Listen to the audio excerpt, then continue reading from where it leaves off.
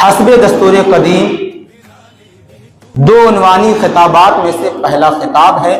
آج کا موضوع ہے اسلام اور پیغمبر اسلام پر مستشرقین کے اعتراضات کا تحقیقی جائزہ۔ آپ یہ جان لیں کہ جب سے اسلام اس دنیا میں آیا ہے اس کے بجھانے والے، اس کے مٹانے والے کثیر تعداد میں پائے گئے ہیں۔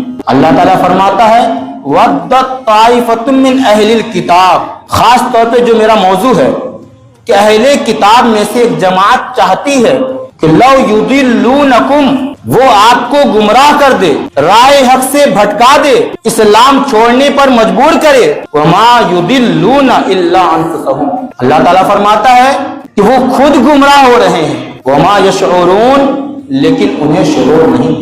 اسلام کو روکنے کے لیے کوئی آج مستشرقین کی جماعت پیدا نہیں ہوئی ہے۔ جب سے نبی نے نبوت کا اعلان فرمایا تھا تب سے اسلام کے مٹانے والے کفار جمع ہو گئے، مشرکین جمع ہو گئے۔ یہود و نصارہ نے ایسی چالیں چلی، ایسی سازشیں رچی کہ اسلام کو ختم کر دیا جائے، پیغمبر اسلام کی سیرت اور حیات کو داغدار کر دیا جائے۔ اسلام کے خلاف موجیں مارتا ہوا سمندر سامنے کھڑا تھا۔ اسلام و پیغمبر اسلام اور اسلام کے فالوور کے لیے اذیتوں اور مصیبتوں کے پہاڑ بچھائے گئے، لیکن الاسلام یعلو ولا یعلی علیہ، اسلام غالب ہونے کے لیے دنیا میں آیا ہے، اسلام مغلوب ہونے کے لیے دنیا میں نہیں آیا۔ اس طرح اسلام روز اول سے غالب ہوتا رہا ہے تا قیام قیامت۔ مٹانے والے آئے ہیں، مٹ گئے ہیں، لیکن اسلام جس طرح شروع ہوا تھا تا قیام قیامت اسلام اسی طرح باقی بھی رہے گا، اسی طرح پھیلتا بھی رہے گا۔ کوشش تو ابو جہل نے بھی کی تھی، ابو لہب نے کی تھی، یزید نے کی تھی، کیا ہوا؟ مٹ گئے۔ لیکن اسلام کے ماننے والے اس وقت بھی زندہ تھے، اس وقت بھی زندہ ہیں۔ اسلام کے خلاف جو جماعتیں کھڑی ہیں، جو طبقہ کھڑا ہے، وہ ایک نہیں ہے، مختلف شکلوں میں اسلام کو مٹانے کی کوششیں کرتے ہیں۔ الحاد ہے، ارتداد ہے جو ہندوستان میں بہت زیادہ رائج ہے، لوگ مرتد ہو رہے ہیں، لا دینیت، اور اسی میں سے ایک استشراق ہے۔ استشراق کہتے کسے ہیں؟ ایک نئی اصطلاح ہے۔ دراصل استشراق باب استفعال سے ہے جس میں طلب ماخذ کا مادہ پایا جاتا ہے۔ استشراق کہتے ہیں اہل مغرب کا، اہل غرب کا علوم شرقیہ میں مشغول ہونے والے، غیر مشرقی کا علوم شرقیہ غربیہ میں، علوم شرقیہ میں مشغول ہونے کا، اس کے آداب کو، اس کی تہذیب، فلسفے کو سے واقفیت حاصل کرنے کو استشراق کہتے ہیں۔ اس میں مشغول ہونے والے کو مستشرق کہا جاتا ہے۔ الگ الگ لوگوں نے تعریف کی ہے، آکسفورڈ کی اپنی تعریف ہے، لیکن جو میں نے تعریف کی ہے وہ ایک حد تک جامع اور معنی ہے۔ مزے کی بات یہ ہے کہ ان کا مقصد یہ ہوتا ہے کہ ہم مغربی لوگ ہیں، علوم شرقیہ کو پڑھیں گے، ان کو جانیں گے، ان کو سمجھیں گے تو مشرق والوں سے ہمارا ربط ہوگا، تعلق ہوگا، چیزیں ہمارے لیے آسان ہو جائے گی۔ لیکن جب اعتراض کرنے کی بات ہوتی ہے تو کیا مشرق میں اسلام ہی ہے؟ مشرق میں اسلام بھی ہے، ہندو مت بھی ہے، بدھ مت بھی ہے، کرسچینٹی بھی ہے۔ جب اعتراض کرنے کی بات ہوتی ہے، آبجیکشن لینے کی بات ہوتی ہے، کسی کو داغدار کرنے کی بات ہوتی ہے تو آواز صرف اسلام پہ اٹھتی ہے، پیغمبر اسلام پر اٹھتی ہے، باقی کسی مذہب پہ آواز نہیں اٹھتی ہے۔ تو اگر آپ اتنے ہی دلدادہ تھے، آپ اتنے ہی مطالعے کے شوقین تھے، تو جس طرح اسلام پہ اعتراض کرتے ہو، پیغمبر اسلام پہ اعتراض کرتے ہو، اسی طرح اور بھی تو مذاہب کے لوگ موجود ہیں، ان کے یہاں بھی تو بیجا رسومات ہیں، ان پہ بھی تو اعتراض کریں، ان پہ اعتراض نہیں کریں گے۔ اب یہ ہے کہ استشراق کا آغاز کہاں سے ہوا ہے؟ اس میں مختلف روایتیں ہیں۔ ایک ضعیف قول یہ بھی ملتا ہے کہ غزوہ موتا کے بعد، یعنی نبی کے زمانے میں بھی استشراق کا آغاز ہو چکا ہے۔ لیکن جو جمہور قول ہے، جمہور علماء و مشائخ کا جو قول ہے وہ یہ ہے کہ 7ویں اور 8ویں صدی میں جب اندلس کو مسلمانوں نے فتح کیا تھا، اندلس جو اس وقت اسپین ہے، فتح کیا تھا، اس کے بعد سے استشراق کا باضابطہ آغاز ہوا، اور 13ویں صدی عیسوی میں یہ کافی عروج کرتا گیا، اور مستقل ایک جماعت تیار ہو گئی. لیکن ہمارے علماء نے، ہمارے مشائخ نے جو تعاقب کیا ہے، انہوں نے اپنا نام استشراق چینج کر دیا اور کہا کہ استشراق اور مستشرق ہمیں نہ کہا جائے، بلکہ ہمیں اسلامیین سے تعبیر کیا جائے، مغربیین سے تعبیر کیا جائے. جب ہمارے علماء نے اس کی پکڑ کری، اسلام تو وہ خوشبو ہے نا، تو جو اسلام کو دل سے پڑھتا ہے وہ اسلام کی خوشبو میں مست ہو جاتا ہے. تو مستشرقین کا ارادہ یہ تھا کہ علوم شرقیہ کو پڑھ کر ہم اسلام پہ اعتراض کریں، پیغمبر اسلام کو داغدار کریں. لیکن جب اسلام کی خوشبو نے انہیں معطر کرنا شروع کیا تو ان میں بہت سے افراد ایسے ہیں جنہوں نے باضابطہ اسلام قبول کر لیا، جن میں چند نام میں ذکر کر دیتا ہوں.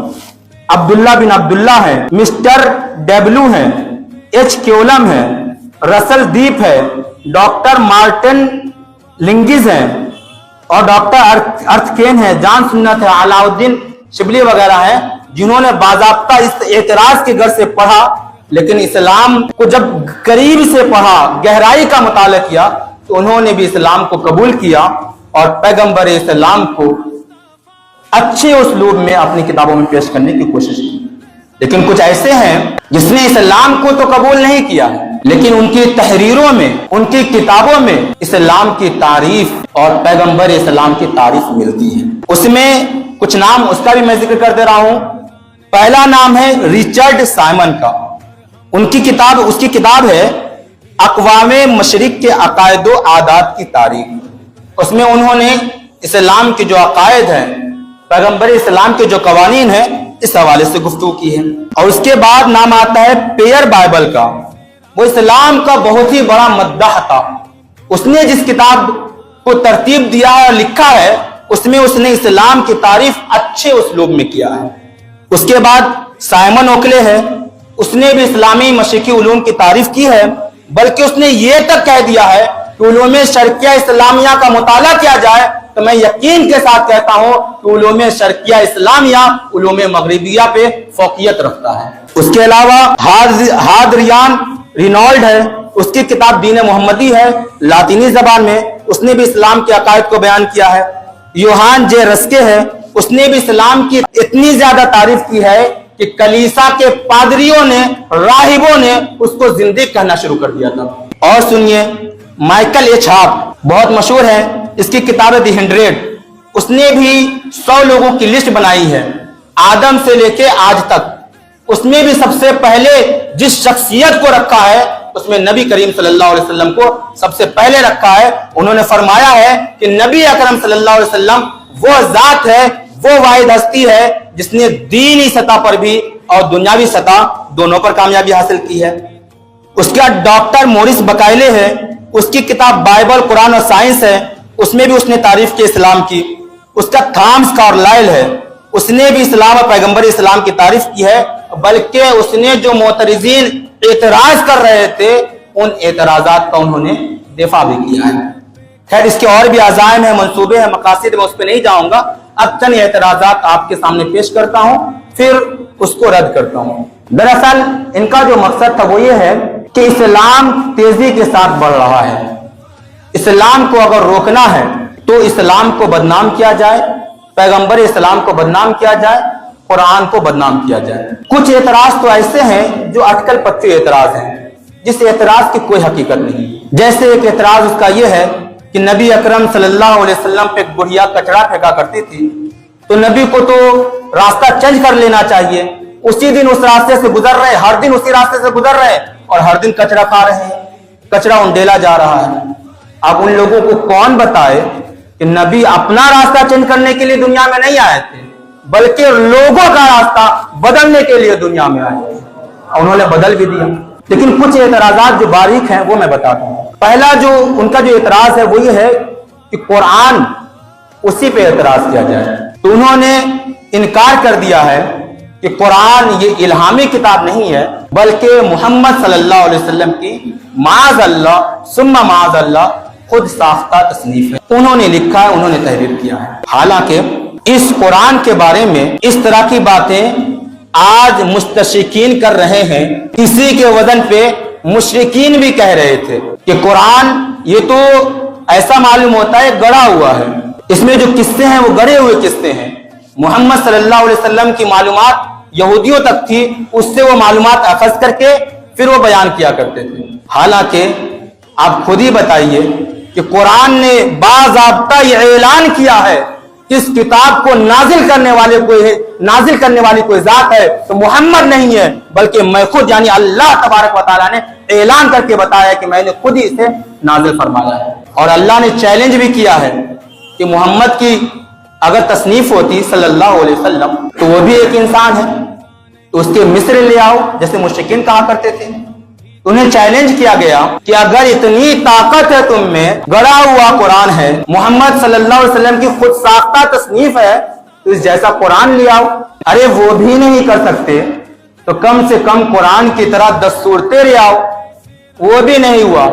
یہ چیلنج صرف مکہ کے مشرکین سے نہیں تھا, یہ چیلنج صرف مدینہ کے لوگوں سے نہیں تھا, یہ چیلنج صرف عرب میں بسنے والے بدو دیہاتیوں سے نہیں تھا, بلکہ یہ چیلنج تا قیامت ہے, جب تک لوگ آتے رہیں گے اسے یہ چیلنج دیا جاتا ہے کہ اگر تم میں طاقت ہے تو قرآن کا جواب لے کر آ جاؤ. خود ہی اللہ نے فرمایا ان کنتم فی ریب مما نزلنا, اگر تمہیں شک ہے اس چیز میں جس کو ہم نے نازل کیا ہے, فاتو بسورۃ من مثلی, اس کی طرح ایک سورت لے آؤ. اللہ نے فرمایا فَإِن لَّمْ تَفْعَلُوا, نہیں لا سکتے, وَلَن تَفْعَلُوا, کبھی نہیں لا سکتے, طاقت نہیں ہے اتنی. بلکہ اللہ نے یہ بھی فرمایا کہ جمع کر لو جتنے بھی بت کی پوجا تم کرتے ہو, جتنے کو بھی معبود بنا رکھا ہے, لات ہے, منات ہے, حبل ہے, جتنے کو ہے سب کو جمع کر لو. دیکھتے ہیں کس کے اندر اتنی طاقت ہے کہ قرآن کی جیسے سورت پیش کر دے. کوئی پیش نہیں کر سکتا ہے. تو اگر نبی کی تصنیف ہوتی معاذ اللہ تو کیا ہوتا, کوئی تو مثال پیش کر سکتا تھا, لیکن یہ اللہ تبارک و تعالیٰ کی کتاب تھی جس کا کوئی ثانی نہیں ہے, اسی لیے اللہ نے خود ہی اس کی حفاظت کی ذمہ داری لی. اور ایک بات اور, مشرکین بھی شاعر و مجنون کہا کرتے تھے, لیکن آپس میں خود ہی ایک دوسرے کا رد بھی کیا کرتے تھے کہ بھلا شاعروں کا کلام ایسا ہو سکتا ہے. اگر محمد معاذ اللہ مجنون ہوتے, کوئی پاگل آدمی اس طرح کا قرآن پیش کر سکتا ہے؟ تو خود مشرکین آپس میں ایک دوسرے کے رد کیا کرتے تھے. جب رات کا وقت ہوتا کان لگا کے سنا کرتے تھے. خود ابو جہل سنا کرتا, عتبہ سنا کرتا, شیبہ سنا کرتا, ہر ایک ویکتی اللہ تبارک و تعالیٰ کے کلام کو سنا کرتا تھا, اور پھر جب آپس میں ملتا تھا تو ایک دوسرے پہ لعن طعن کیا کرتا تھا. تو قرآن تو وہ واحد کتاب ہے جس نے تمام لوگوں کو مسحور کر دیا.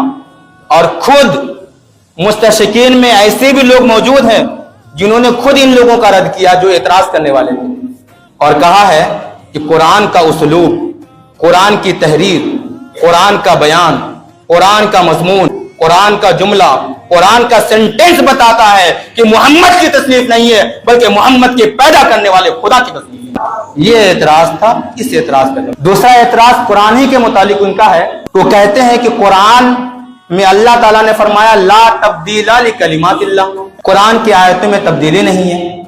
خود اللہ دوسری کا فرماتا ہے ما ننسخ من آیۃ او ننسیھا نأتی بخیر منھا. ایک جگہ اللہ تعالیٰ فرماتا ہے تبدیلی قرآن کے کلمات میں کوئی تبدیلی نہیں ہے, دوسری جگہ اللہ تعالیٰ فرماتا ہے ہم اس کو منسوخ کر دیتے ہیں یا بھلا دیتے ہیں. تو کیا وجہ ہے؟ یہ مستشرقین کا اعتراض ہے نسخ کا قاعدہ.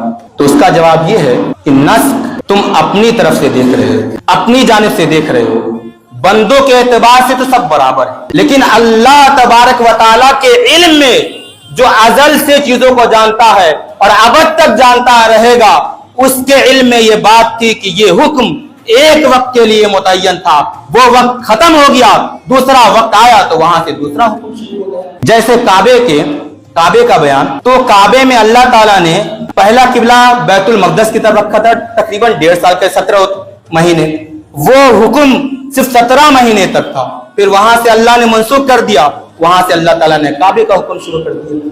جیسے ایک دنیاوی حکیم کی بات بتا دیں, ایک حکیم جو دوائی دیتا ہے, ڈاکٹر وغیرہ, دنیاوی ڈاکٹر, تو ٹی بی کا جب علاج کرتا ہے تو اس کو مریض کو نہیں بتاتا کہ ہم یہ دوا دے رہے ہیں. 2 مہینے تک ایک دوا چلاتا ہے, پھر 2 مہینے تک ایک دوا چلاتا ہے, پھر 2 مہینے تک ایک دوا چلاتا ہے, یہ مکمل 9 مہینہ کورس کرتا ہے. کیا مریض کو پتا ہوتا ہے کہ ہماری دوا میں چینجنگ ہوتی ہے, یا یہ دوا پہلے نہیں تھی دوسری دوا آئی ہے؟ اس طرح کی چیزیں مریض کے علم میں نہیں ہوتا ہے, لیکن ایک حکیم, ایک ڈاکٹر جانتا ہوتا ہے उसी तरह अल्लाह तबारक व तआला दुनियावी हकीम से बड़ा हकीम है, तो उसके हर हुक्म में हिकमत होती है, हर हुक्म में मसलहत होती है। लिहाजा एक हुक्म को वो मुतय्यन वक्त तक रखता है, फिर उसे खत्म कर देता है, फिर वहां से दूसरा हुक्म शुरू होता है। ये सिर्फ इस्लाम में नहीं है, आइए हम आपकी किताब में भी दिखाते हैं। आपकी किताब है अहदनामा जदीद, अहदनामा कदीम, बाइबल वगैरह। तो इब्राहिम अलैहिस्सलाम की शरीयत, जिनको यहूद और नसारा दोनों मानते हैं, इब्राहिम अलैहिस्सलाम की शरीयत में खतना नहीं करवाना था। अहदनामा कदीम में खतना करवाना था, इब्राहिम अलैहिस्सलाम की शरीयत में खतना करवाना था। बाद में अहदनामा जदीद में खतना करवाना मनसूख हो गया।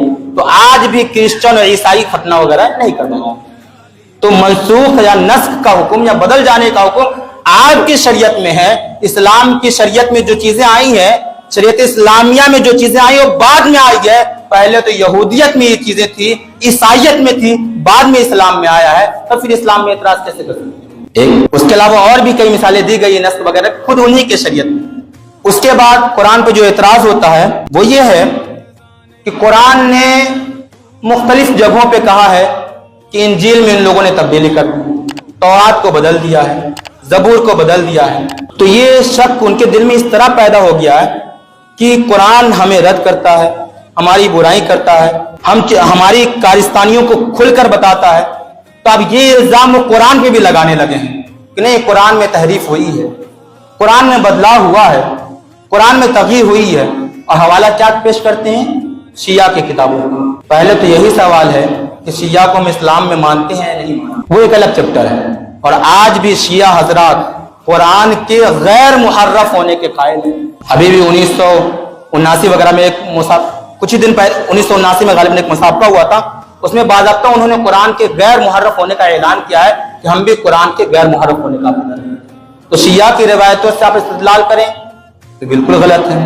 और दूसरी बात यह है, बाकी किताबों की हिफाजत की जिम्मेदारी अल्लाह ताला ने अपने ऊपर नहीं ली थी, लेकिन जब कुरान की हिफाजत की बारी आती है तो अल्लाह ताला फरमाता है इन्ना नहनु नज़्ज़लना ज़िक्रा व इन्ना लहू लहाफ़िज़ून। इस कुरान को नाज़िल करने वाले हम ही हैं, इसकी हिफाजत की जिम्मेदारी हमारे ही ऊपर है। तो गैर मुस्लिमों, हिंदुओं के कुरान की बात बताएं या गीता की बात बताएं या वेद, ऋग्वेद, सामवेद, अथर्ववेद, जो भी वेद हो, उसके हाफिज आपको नहीं मिलेंगे। मिलेंगे भी तो एक या दो, बहुत कम। या बाइबल के हाफिज भी बहुत कम मिलेंगे, तौरात के हाफिज भी बहुत कम मिलेंगे। जब कुरान की हिफाजत की बारी आती है तो सहाबा के जमाने से आज तक लाखों लोग हर साल कुरान मजीद को अपने सीने में रखते हैं, एक एक हर्फ को सीने में रखते हैं, एक एक नुक्ते को सीने में रखते हैं, एक एक जबर को अपने सीने में रखते हैं। तो फिर कहां से तहरीफ हो सकती है? तुम अपनी किताबों की तरह ना सोचो। हमारी किताबों में तो हुफ़ाज़ की तादाद इतनी, हर साल एक दो सैकड़ों हजारों नहीं, मैं अरबों खरबों की बात करता हूं कि कुरान की हिफाजत करने के लिए हुफ़ाज़ हर साल तैयार हो रहे हैं। फिर कुरान में तब्दीली कैसे मुमकिन है? पहले एक एतराज की नौयत ये थी। दूसरे एतराज की नौयत कुरान के साथ हदीस पर भी। हदीस के बारे में उनका ये मौक़िफ़ ये है कि नबी करीम सल्लल्लाहु अलैहि वसल्लम के पास तो कुरान था, लेकिन उनके मानने वाले सहाबे किराम ने उनकी तरफ बहुत से अक़वाल को गढ़ कर पेश किया, गढ़ लिया है। उसके बाद में आने वाले लोगों ने बहुत सारी चीजों को अपनी तरफ से पेश किया है। तवील एतराज है, इसका जवाब आसान लबो लहजा में सुनिए। जिस तरह उसूल हदीस के तदवीन, उलूम हदीस की तरतीब के जो उसूल और कवायद शरीयत इस्लामिया में है, वो किसी और शरीयत में नहीं। खुद नबी की जबान से जो जुमला निकलता, जो भी लफ्ज निकलता, जिस हालत में निकलता, सहाबे किराम उसी तरह महफूज कर लेते और अपने आने वाले लोगों को भी उसी तरह नकल फरमाते। अगर हुजूर हंसे हैं तो सहाबा वो भी बयान कर रहे हैं। हुजूर ने अगर हाथ उठाया है तो सहाबा वो भी बयान कर रहे हैं। अगर हुजूर के दांत दिख गए हैं तो सहाबा वो भी बयान कर रहे हैं। अगर हुजूर बयान करते करते खड़े थे तो बैठ गए तो सहाबा ने उसको भी नकल किया है, और बैठे थे तो लेट गए, सहाबा ने उनको भी नकल किया है। आंखें आपकी बंद थी तो उसको भी नकल किया है, आप मुस्कुरा कर बयान कर रहे हैं तो उसको भी नकल किया है, आप गुस्से में बयान कर रहे हैं तो उसको भी नकल किया है। तो जिसकी हिफाजत की जिम्मेदारी इस अंदाज से की गई हो तो भला कोई इसको कर सकता है? आपको बताऊं, जाबिर बिन अब्दुल्लाह के पास एक रिवायत थी नबी की ایک صحابی رسول 1 مہینہ کا سفر، اونٹ کا زمانہ تھا، 1 مہینہ کا سفر طے کرنے کے بعد جابر بن عبداللہ رضی اللہ عنہ کے پاس آتے ہیں اور صرف کیا سننے کے لیے پوچھتے ہیں، بھیا کس ارادے سے آئے ہو؟ کہتے ہیں ہم کو تمہارے گھر کا کھانا پینا نہیں چاہیے، بس مجھے بتا دیجئے نبی نے وہ کیا فرمایا ہے جو صرف آپ کے پاس ہے اور کسی کے پاس نہیں۔ تو نبی کے فرمان کو سننے کے لیے 1 مہینہ کی دوری سے آ رہے ہیں اور پھر 1 مہینہ کے بعد جائیں گے۔ خود امام بخاری رحمت اللہ علیہ کے بارے میں آتا ہے کہ ان کو 1 لاکھ صحیح حدیثیں یاد تھی اور 2 لاکھ غیر صحیح حدیثیں یاد تھی، لیکن جب کتاب میں درج کرنے کی بات آتی ہے تو کتنی ذکر کرتے ہیں؟ 7375۔ امام مسلم رحمت اللہ علیہ کو بھی لاکھوں سے زیادہ حدیث یاد تھی، لیکن جب ذکر کرتے ہیں کتنی؟ صرف 12000۔ اگر تکرار کو ہٹا دیا جائے تو صرف 4000۔ تو اس طرح حفاظت کی گئی ہے، تب نبی کریم صلی اللہ علیہ وسلم کا دین پھیلا ہے۔ آئیے اور تیزی کے ساتھ چلتے ہیں، ٹائم نہیں ہے۔ نبی کریم صلی اللہ علیہ وسلم کے اخلاق پر بھی اعتراض ہوتا ہے، ان کے خلق پر بھی اعتراض ہوتا ہے۔ ایک واقعہ ہے غالب بن عبداللہ بن جحش رضی اللہ تعالیٰ عنہ کہ سرکار دو عالم صلی اللہ علیہ وسلم مشرکین کے بارے میں جاننے اور پہچاننے کے لیے روانہ کرتے ہیں۔ تو وہ جاتے ہیں تو رجب کا مہینہ ہوتا ہے، تو رجب کے مہینے میں قتل وغیرہ منع تھا، ممنوع تھا۔ تو یہ پوری جماعت کی 2-3 لوگوں کو دیکھتے ہیں مکہ کی طرف جاتے ہوئے، تو آپس میں طے کرتے ہیں کہ ان لوگوں نے مجھے بہت ستایا ہے، بہت پریشان کیا ہے، ان کا مال چھین لیا جائے، ان کو قید کر لیا جائے۔ تو آخرکار وہ ارادہ، بعض لوگ منع کرتے کہ یہ حرمت والا مہینہ ہے، ہم اس کو نہیں ایکسپٹ کرتے ہیں، یہ کرنا مناسب نہیں ہے، لیکن پھر بھی کچھ لوگ آگے بڑھتے ہیں، ان کو قید کر لیتے ہیں۔ جب واپس آتے ہیں تو سرکار دو عالم صلی اللہ علیہ وسلم برات کا اعلان کرتے ہیں کہ تم نے یہ غلط کیا۔ مستشرقین اعتراض کرتے خود نبی یہ کام کروا رہے ہیں اور خود ہی برات کا اعلان کرتے ہیں۔ تو آپ کو میں بتا دوں کہ خط بھی ان کے پاس تھا، حضور نے صرف ان کو یہ کہا تھا کہ اللہ کی حدود کی حفاظت کرنا اور مشرکین جو کر رہے ہیں ہمارے خلاف سازشیں رچ رہے ہیں اس کے بارے میں بتانا۔ اگر حضور، مستشرقین کا اعتراض ہے کہ حضور نے اپنا الزام کسی اور پہ ڈال دیا، تو آپ خود ہی گیس کیجئے، اندازہ لگائیے کہ اگر ایسی نوبت آتی تو کیا خط دیکھ نہیں سکتے تھے؟ وہ تو صحابہ کرام خط دکھا دیتے کہ یا رسول اللہ آپ نے ایسا کہا تھا تو میں نے ایسا کیا، لیکن ایسی نوبت نہیں آئی۔ دوسری بات یہ ہے کہ نبی نے بے شمار صحابہ کرام کو اس کے بعد بھی جنگی محاذ پر روانہ کیا، تو لوگ ہچکچاتے، ڈرتے کہ نبی تو اپنا الزام دوسرے پر ڈال دیتے ہیں، پھر میں کیسے کر سکتا ہوں۔ لیکن کبھی بھی کسی بھی صحابی سے یہ منقول نہیں ہے کہ حضور کے حکم کے خلاف ورزی۔ نبی کے اخلاق کے بارے میں بات کر رہے ہو آپ، نبی کا اخلاق تو وہ ہے کہ آقا دو عالم صلی اللہ علیہ وسلم کے اخلاق کے بارے میں خود اللہ تعالیٰ نے گواہی دی کہ انک لعلی خلق عظیم۔ نبی کے اخلاق پر سوال کرتے ہو، نبی کا اخلاق تو اللہ تعالیٰ نے بیان فرمایا ہے کہ آپ خلق عظیم کے پیکر بنا کے دیے گئے۔ نبی کا اخلاق تو وہ ہے جب کسی صحابی نے سیدہ عائشہ سے پوچھا کہ اے عائشہ ام المومنین ہمیں نبی کے اخلاق کے بارے میں بتائیے، تو آپ نے فرمایا کانا خلقہ القرآن، اے شخص تو نبی کے اخلاق کے بارے میں جاننا چاہتا ہے، جا قرآن پڑھ، قرآن کی ایک آیت نبی کے اعمال و اخلاق کی تفسیر ہے۔ ٹھیک، اخلاق تو وہ ہے، نبی کا اخلاق وہ ہے جو ان کی بیوی ان کے ساتھ رہنے والی تھی، انہوں نے فرمایا کہ واللہ لا یخزیک اللہ ابدا، خدا کی قسم اللہ تعالیٰ آپ کو کبھی رسوا نہیں کرے گا، انک لتصل الرحمہ، آپ تو صلہ رحمی کرنے والے ہیں، وتقسم المعدوم الی آخرہ، ان کے ساتھ رہنے والی بیوی ان کی صداقت، ان کی پارسائی، ان کے اخلاق، ان کے کردار، ان کے ویوہار کی گواہی دے رہے ہیں۔ غلام، خادم، حضرت انس بن مالک رضی اللہ تعالیٰ آپ نبی کے اخلاق کے بارے میں بات کرتے ہیں۔ نبی کا اخلاق یہ ہے کہ ان کے خادم انس بن مالک رضی اللہ تعالیٰ عنہ بیان کرتے ہیں کہ میں نے رسول اللہ صلی اللہ علیہ وسلم کی خدمت 10 سال کی ہے، لیکن آج تک نبی نے کسی بھی کام کے کرنے یا نہ کرنے پر ہمیں اف تک نہیں کہا۔ نبی کا اخلاق تو یہ ہے، نبی کے اخلاق پہ بات کرتے ہو، نبی کا اخلاق تو وہ ہے جب نبی کو کفار و مشرکین نے گھر سے باہر نکلنے پہ مجبور کر دیا، ان کے صحابہ پر مصیبتوں کا پہاڑ توڑا گیا، انہیں اذیتوں کا سامنا کرنا پڑا، بدن پہ اوجڑیاں ڈال دی گئی، راستے میں کانٹے بچھا دیے گئے، فرشتے آئے کہ یا رسول اللہ آپ دعا کیجئے کہ میں اس پوری قوم کو ان دونوں پہاڑوں کے درمیان دبا دوں۔ نبی نے کیا فرمایا؟ انا رحمت للعالمین، میں عالمین کے لیے رحمت بنا کر بھیجا گیا ہوں، لہذا میں انہیں معاف کرتا ہوں، اس پہ تم کوئی بھی عذاب نازل نہ کرو, انہیں چھوڑ دو.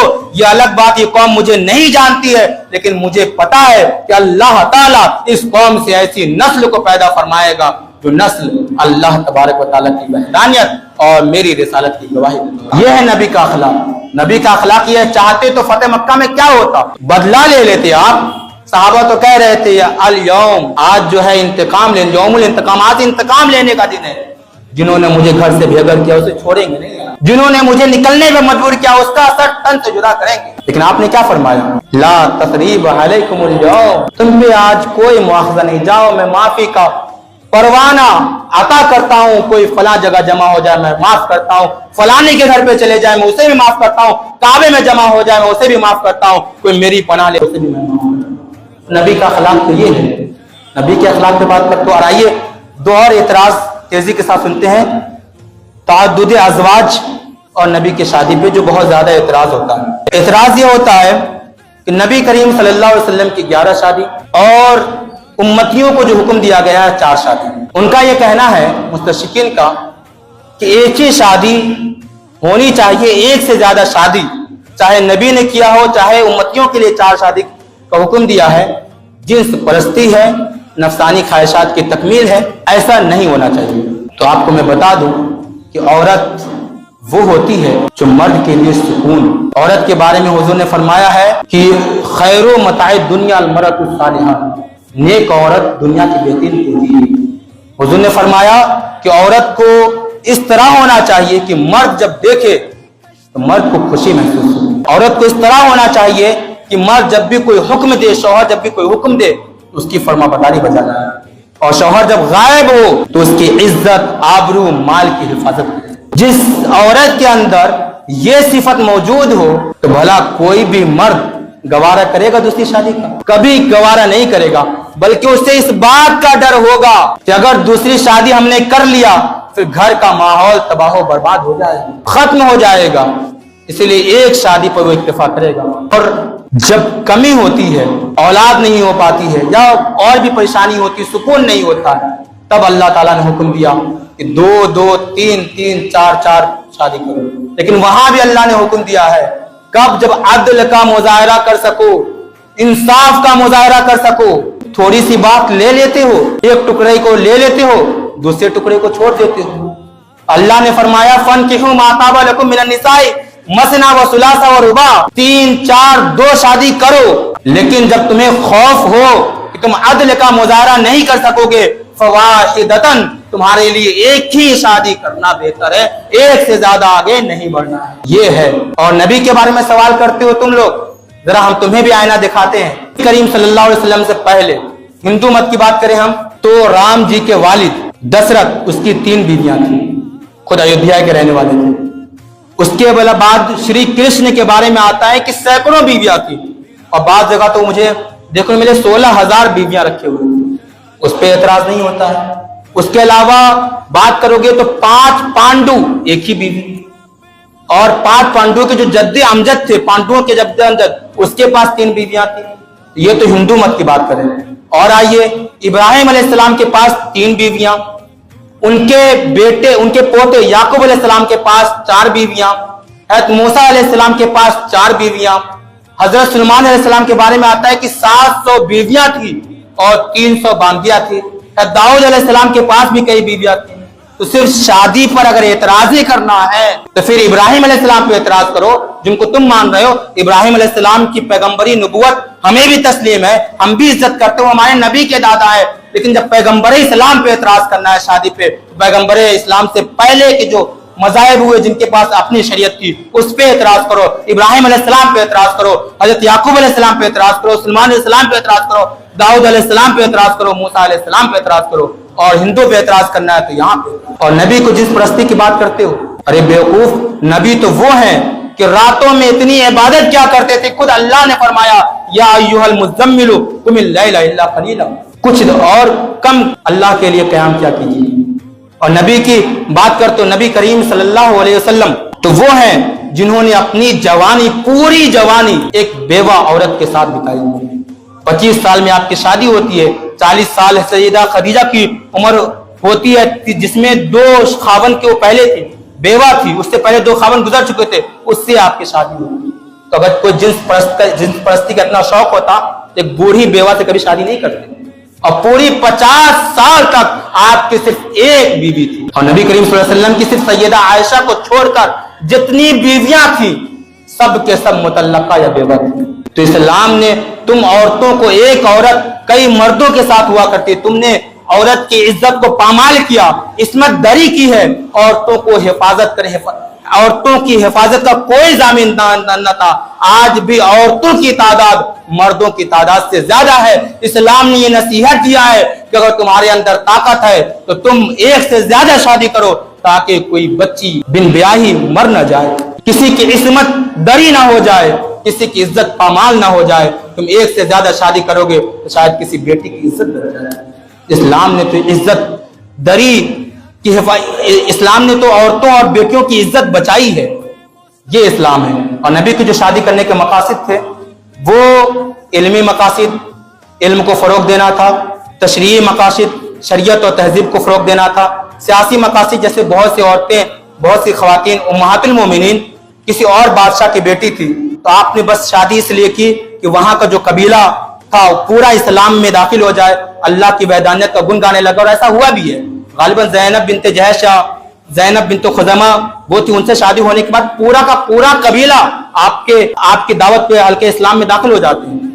اور اس کے علاوہ سیاسی مقاصد کے علاوہ اقتصادی مقاصد, سماجی مقاصد تھا, اور سب سے بڑا مقصد تھا کہ اسلام کے بے شمار مسائل حضور ڈائریکٹ بیان نہیں کر سکتے تھے, لیکن اپنی بیوی سے جو آدمی شیئر کر دیتا ہے وہ کسی اور سے شیئر نہیں کرتا ہے.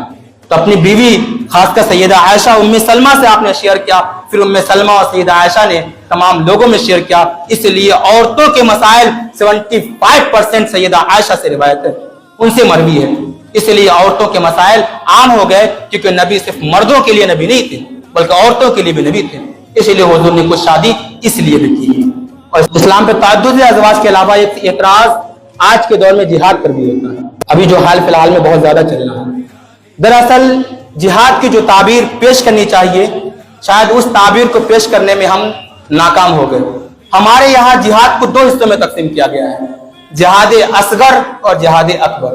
تلوار سے جہاد کرنا ہمارے یہاں جہاد اصغر کہلاتا ہے, اور جہاد اکبر ہمارے یہاں نفس سے جہاد کرنے کو جہاد ہے جو خانقاہوں میں درس دیا جاتا ہے. ظلم کے خلاف کھڑے ہونے کا نام جہاد. اور جتنی بھی جنگیں ہوئی ہیں سب کے سب دفاعی جنگیں تھیں, ایک دامی جنگ نہیں تھی.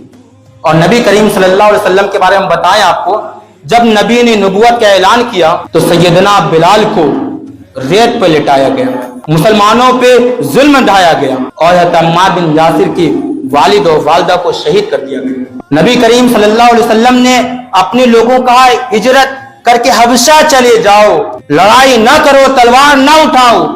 لیکن یہ کم وقت مشرکین یہاں بھی نہ مانے, وہاں پہنچ گئے اور کہا نجاشی کو کہ یہ ہمارے بھگوڑے غلام ہیں, آپ ہمیں دیں, ہم انہیں مکہ لے جانا چاہتے ہیں. پھر حضور نے مدینہ ہجرت کیا مجبور ہو کر. جب انہوں نے مجبور کیا 13 سال تک روایتوں میں نہیں آتا کہ آپ نے تلوار اٹھائی.